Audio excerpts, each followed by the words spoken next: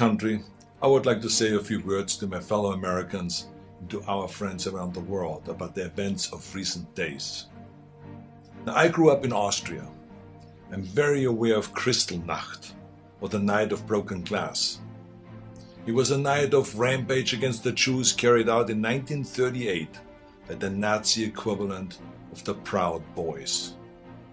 Wednesday was the day of broken glass right here in the United States. The broken glass was in the windows of the United States Capitol. But the mob did not just shatter the windows of the Capitol, they shattered the ideals we took for granted. They did not just break down the doors of the building that housed American democracy, they trampled the very principles on which our country was founded.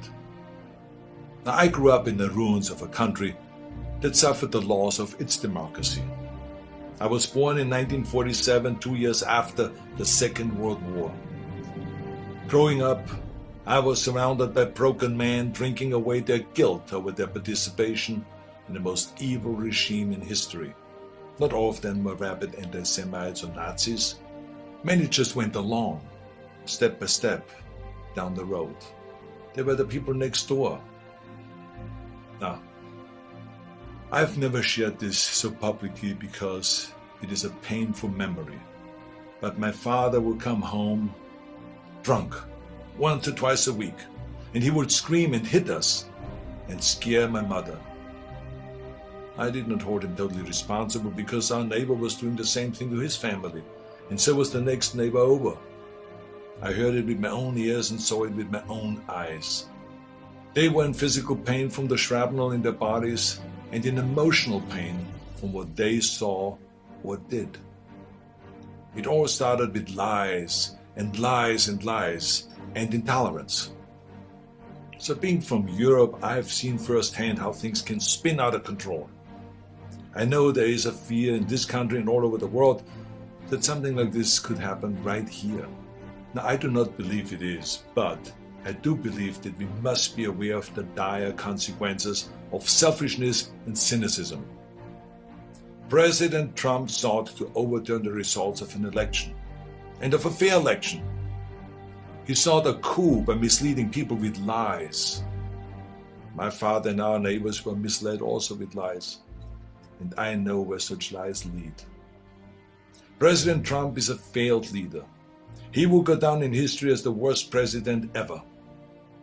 The good thing is that he soon will be as irrelevant as an old tweet. But what are we to make of those elected officials who have enabled his lies and his treachery? I will remind them of what Teddy Roosevelt said. Patriotism means to stand by the country. It does not mean to stand by the president. Now, John F. Kennedy wrote a book called Profiles in Courage. A number of members of my own party, because of their own spinelessness, would never see their names in such a book, I guarantee you. They're complicit with those who carried the flag of self-righteous insurrection into the Capitol. But it did not work.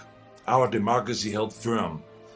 Within hours, the Senate and the House of Representatives were doing the people's business and certifying the election of President-elect Biden. What a great display of democracy.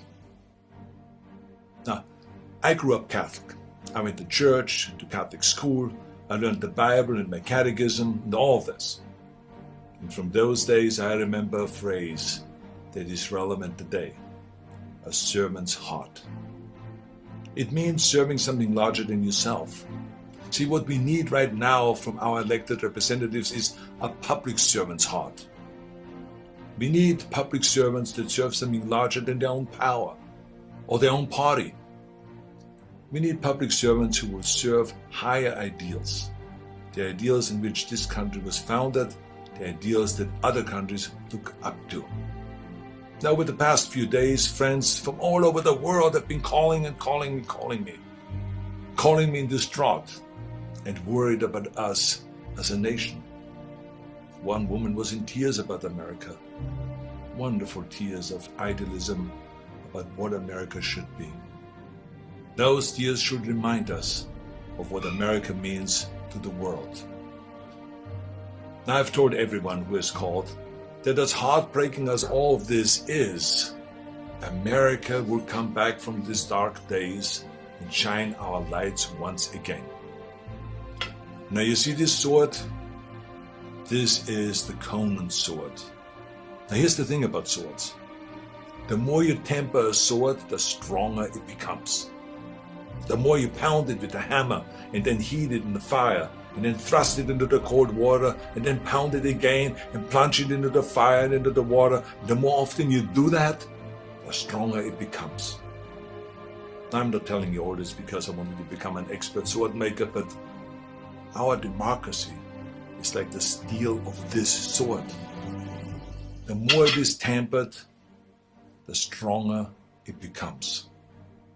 Our democracy has been tempered by wars, injustices, and insurrections.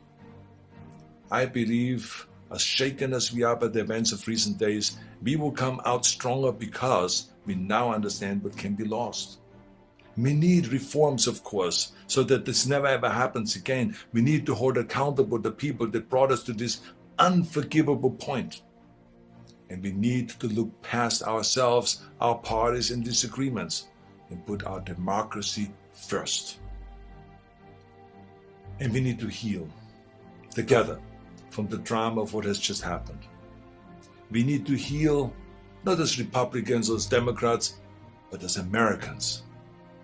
Now, to begin this process, no matter what your political affiliation is, I ask you to join me in saying to President-elect Biden, President-elect Biden, we wish you great success as our president. If you succeed, our nation succeeds. We support you with all our hearts as you seek to bring us together. And to those who think they can overturn the United States Constitution, know this: you will never win. President-elect Biden, we stand with you today, tomorrow, and forever in defense of our democracy from those who would threaten it. May God bless all of you, and may God bless America.